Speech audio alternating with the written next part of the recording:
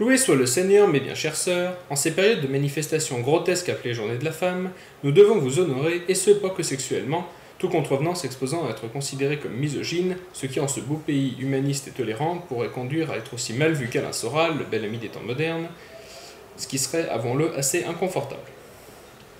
En parlant de misogynie et de naturalisme, je suis à peu près aussi misogyne qu'Émile Zola pouvait être antisémite, et pour éviter tout quiproquo, souvent à l'origine de divorce soit dit en passant, je précise à l'intention des allergiques au naturalisme, qui en général après vont vouloir aller se soigner par les plantes, chercher l'erreur, que Zola a défendu Dreyfus dans son célèbre J'accuse.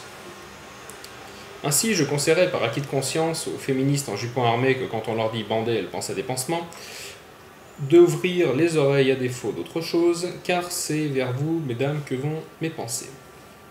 Excès féminin, voici la femme. À ne pas confondre avec excès homo, voici la lessive. Étonnant, non?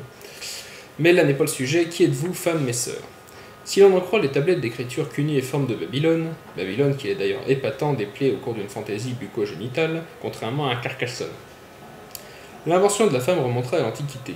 Mais si l'on en croit les créationnistes américains qui n'assument pas la singitude de leur grand-mère, ni d'avoir King Kong dans leur patrimoine culturel, un certain Dieu aurait créé la femme à partir d'une côte de porc, parce que tous les mecs c'est des porcs. Mais incertitude, Monsieur Dieu n'a jamais pu avouer les faits car il fut emporté par un fulgurant cancer de la foie, conséquence des radiations d'Hiroshima. Observons une femme. J'ai pas dit sous la douche. Ah, l'étrange enfilade des cabines d'essayage, devant lesquelles on passe en gémissant, dans un environnement sonore insupportable de glissements de froufrou, derrière ces rideaux grenades on surgissent parfois, par la magie rare d'un entrebâillement non voulu, des morceaux de chair inconnus qu'on voudrait soudain aimer, étreindre, pétrir ou défoncer, alors qu'on est là comme un con pour acheter la tétra-antilogie de Taxi en DVD. Bien, observons donc une femme. Après vivisection, nous constatons que la femme se compose essentiellement de 70% d'eau et de 30% de viande rouge diverses qui sont le siège de l'amour. Avec disposé à des endroits stratégiques quelques amas d'adipocytes, le tissu lipidique, qui contribuent à nous la rendre encore plus désirable. Ah, le désir, l'amour. L'amour, il y a ceux qui en parlent et il y a ceux qui le font, et dès lors je devrais peut-être me taire. Ou alors, parlons de l'amour, mais au sens noble du terme. Débarrassons-nous pour un temps de l'étouffante enveloppe charnelle où s'agite sans répit la bête ignominieuse aux pulsions innommables dont l'impérieux désir, jamais assouvi, attise de son souffle obscène la flamme sacrée de l'idylle tendre dont il ne reste rien que ce tison brandi qui s'enfonce dans les chaleurs interdites avant de succomber à l'éphémère extase qui nous laisse avachis sur ces lits aux ressorts annihilés où les cœurs ne jouent plus qu'à battre sans vibrer pour pomper l'air vicié mécaniquement des hôtels insalubres où la viande a vaincu l'amour. Penchons-nous donc sur l'amour avec un A aussi majuscule qu'une pièce de Shakespeare. Eh oui, avant cette ère de matérialisme glacé digne de 1984 de George Orwell, où les couples n'ont plus le droit de s'aimer que le jour de la Saint-Valentin, il y eut Shakespeare. D'ailleurs, je conseille à celles qui considèrent que la jalousie est une preuve d'amour de lire Othello.